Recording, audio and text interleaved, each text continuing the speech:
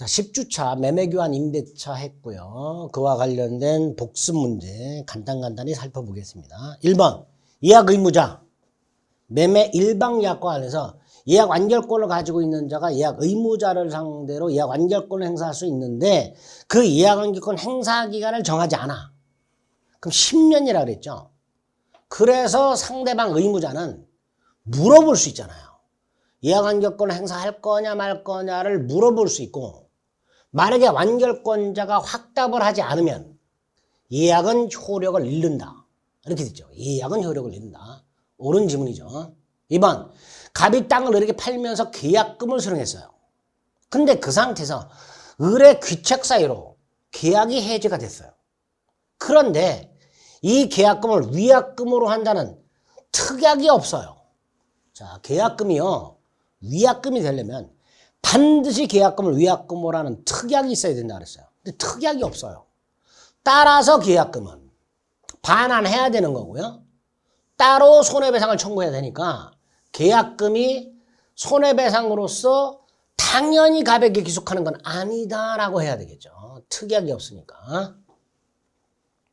3번 매도인이 이행에 착수하지 않았지만 매수인이 중도금을 지급했어요. 이게 뭐예요? 이행 착수잖아요. 따라서 매도인도 매수인도 더 이상 계약금 해제할 수는 없다가 됩니다. 없다가 됩니다. 이행 착수할 때까지만 계약금 해제가 가능하니까 중도금 지급이 전형적인 이행 착수라고 그랬어요. 따라서 더 이상 계약금 해제 못합니다. 3번 X. 자, 4번 매매 목적물로부터 발생한 과실. 자, 매매 목적물로부터 발생한 과실 누가 수취한다 그랬죠? 인도를 기준으로 한다 그랬죠. 인도.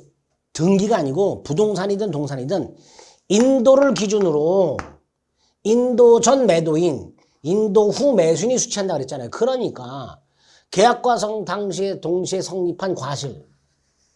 매수인에 속한다가 틀렸잖아요. 인도 전 매도인, 인도 후 매수인이니까 인도할 때 과실을 이전해 줄 필요가 없죠.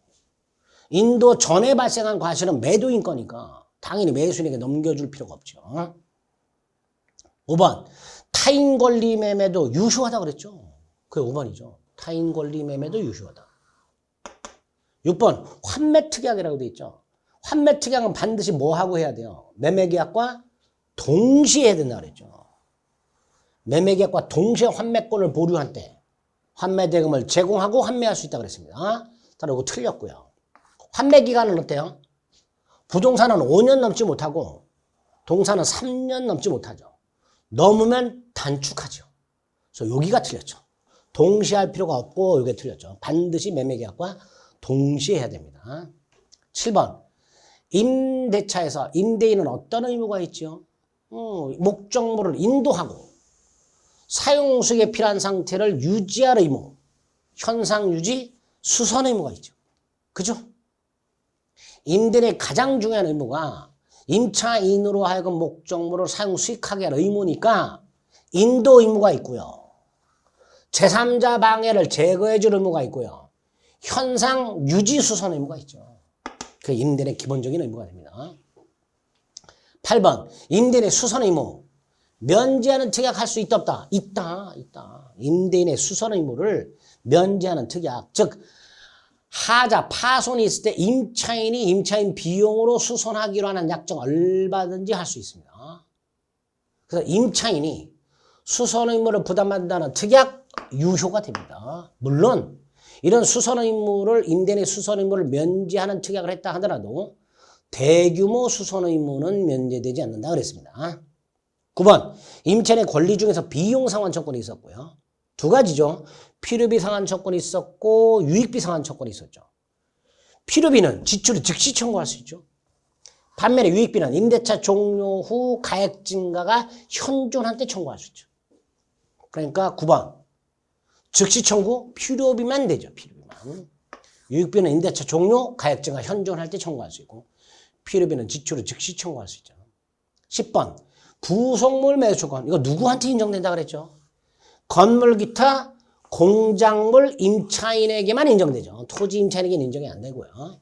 건물 기타 공작물 임차인에게만 인정이 된다 그랬습니다. 반면에 지상물 매매초과는 토지 임차인에게 인정이 됐죠.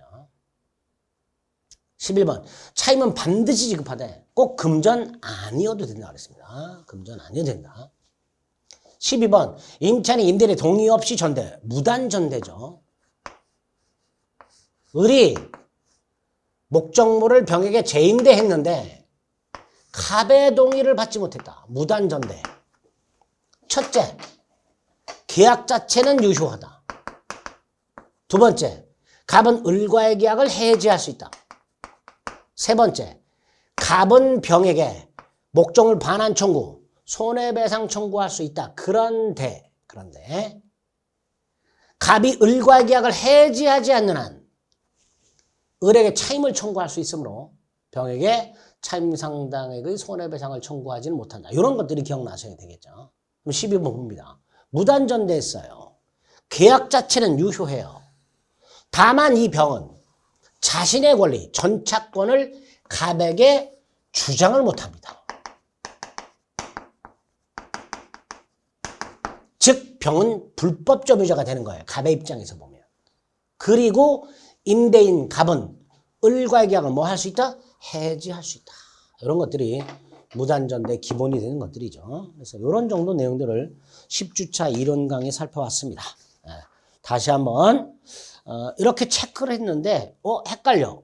못 알아듣겠어. 이런 것들이 있다. 그럼 당연히 그 파트를 다시 한번 강의를 살펴보시고 책을 한번 눈으로 확인하시고 꼭 해주셔야 됩니다. 아시겠죠?